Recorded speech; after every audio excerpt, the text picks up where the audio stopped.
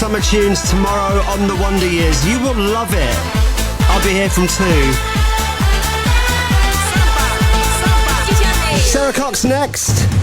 This is Radio 2. On BBC Sounds. And on your smart speaker. Play BBC Radio 2. BBC News at 4 o'clock. This is Nikki Cardwell.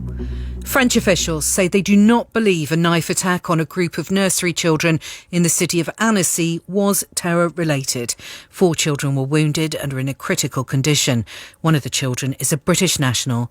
A Syrian man who has refugee status in Sweden was overpowered at the scene and has been arrested.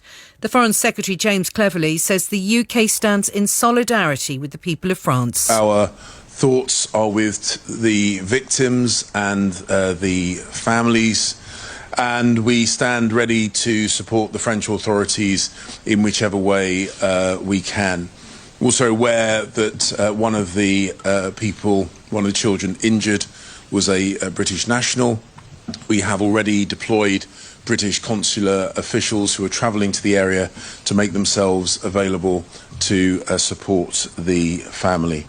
Officials in Ukraine say one person has been killed in Russian shelling of areas hit by flooding following the destruction of a dam earlier this week. Several others were wounded in the bombardment in the Kherson region in the south of the country. President Zelensky has called for more help for people trapped on the Russian-occupied side of the flooded Dnipro River. The Ukrainian journalist Diana Busko has spoken to people stranded there. They told me that they had Russians there and they just abandoned them.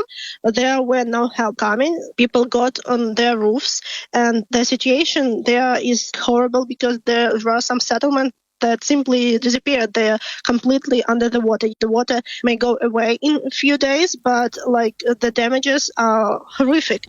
Rishi Sunak is to hold talks with President Biden at the White House this afternoon, with the war in Ukraine expected to dominate their discussions. They'll also discuss the regulation of artificial intelligence after Mr Sunak announced that the UK would host a global summit on AI safety this autumn. A serial conman who swindled money from women he was in relationships with has been jailed for 5 years. Swindon Crown Court heard that Sajjad Hussain, who's 45, met women online and used a web of lies to obtain more than £200,000 from them over a 7-year period. Scientists in the US say they believe that an El Niño weather event has begun. The naturally occurring phenomenon can increase the chances of floods, droughts, heat waves and cold snaps at different places around the globe.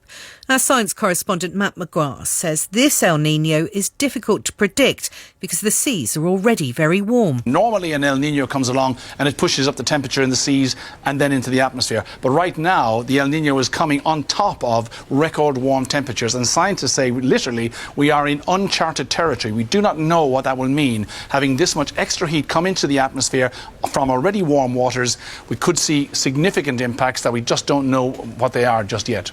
Sport now, here's Nick Hatton. Good afternoon. 2 new signings in the Premier League today, with Liverpool capturing the Brighton midfielder Alexis McAllister for £35 million. The Argentine World Cup winner has signed a 5-year deal at Anfield. That fee could go up to £55 million. Elsewhere, Crystal Palace have signed the Bournemouth midfielder Jefferson Lerma. He'll arrive at Selhurst Park on the 1st of July. West Ham will celebrate their Europa Conference League triumph with an open-top bus parade around East London tonight. It's West Ham's first major trophy since 1980, their first in Europe since 1965. It all gets underway at 7 o'clock. The multi-ball system is back. The EFL say it will be used in all of their competitions next season. That's to stop the amount of time the ball is out of play. They've also banned towels from being used to dry match balls during games. And in tennis, Karolina Muchova has taken the first set against the Australian Open champion Aryna Sabalenka. That's in the first Women's French Open semi-final of the day. Later, defending champion Iga Swiatek takes on Beatriz Haddad-Maia of Brazil. That's the latest BBC News and Sport at 4 minutes past 4. Nikki, thank you very much. Ladies and gentlemen, Sarah Cox, BBC Radio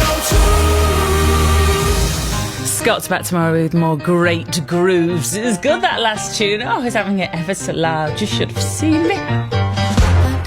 Big fish, little fish, cardboard box. Hello.